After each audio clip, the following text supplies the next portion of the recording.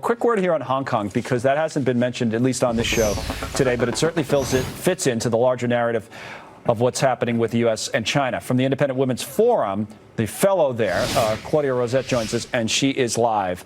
There she is in Hong Kong. So we've been following the protest, as you know, almost on a day-to-day basis. I was actually there myself at the beginning, and Susan Lee's been reporting now for the last week or so on what's been happening there. In terms of the context of how that plays into the story today here in the U.S. is the back and forth between China and President Trump. What would you say? It almost seems now as if President Trump's waiting for things to get resolved there. What's happening in Hong Kong?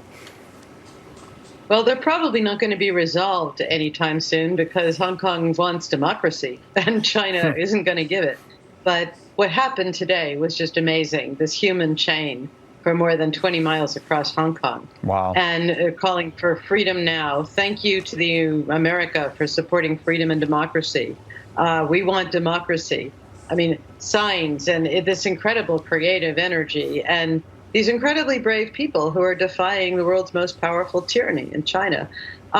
It's a problem for China because this kind of affront to that dictatorship is actually perilous for Xi Jinping, China's dictator. And it's unlikely that China will give in, but it also looks unlikely that Hong Kong will back down. So we have a very interesting situation here. Those are amazing pictures. You saw all those people holding up their phones and creating, as you described, this human chain, which certainly makes a powerful visual statement. But I think the other thing I'd take away from your comments is that we're always looking at timetable, and all the speculation last week was, oh, the Chinese are assembling a paramilitary force on the border in Shenzhen, and they're going to move in from there. Has any of that talk died down? Does it look now more likely that, if anything, the thing just drags on for a while, status quo, or? People in Hong Kong are feeling more confident that China will not resort to military force.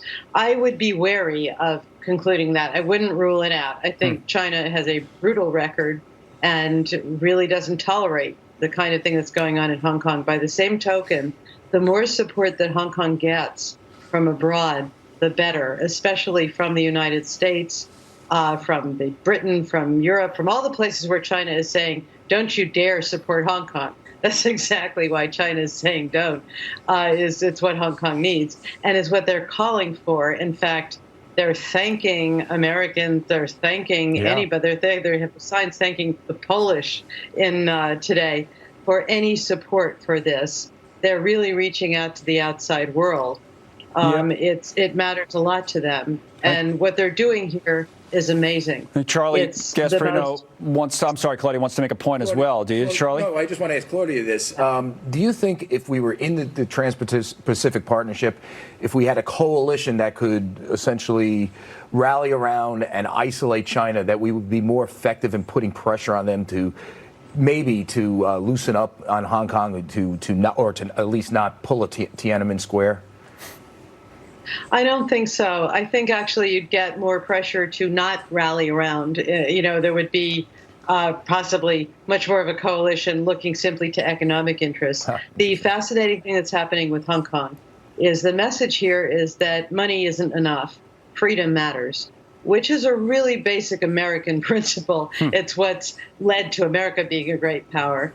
And I think, no, this is something where individual nations have to decide, will they stand with Hong Kong? Well, that was my point. My point was if there was a coalition, maybe that would be more effective than individuals acting alone. That was. I guess a coalition, if you like, that's dedicated to supporting Hong Kong, yes. Yeah. The Trans-Pacific Partnership, I don't think that would have worked out to supporting Hong Kong. All right, fair enough. Go ahead. You can finish the thought, Claudia. I'm sorry.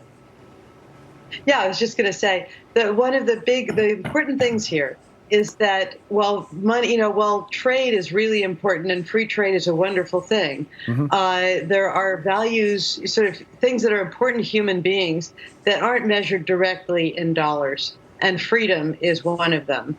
And in Hong Kong, people are willing to take a big hit right now in terms of money to stand up for freedom. This is really a huge movement. I mean, there are millions of people here who want that and are willing to get out there and take huge risks for it.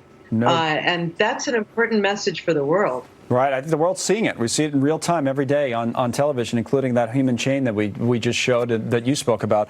Yeah. Claudia Rosette, Independent Women's Forum, coming to us from Hong Kong.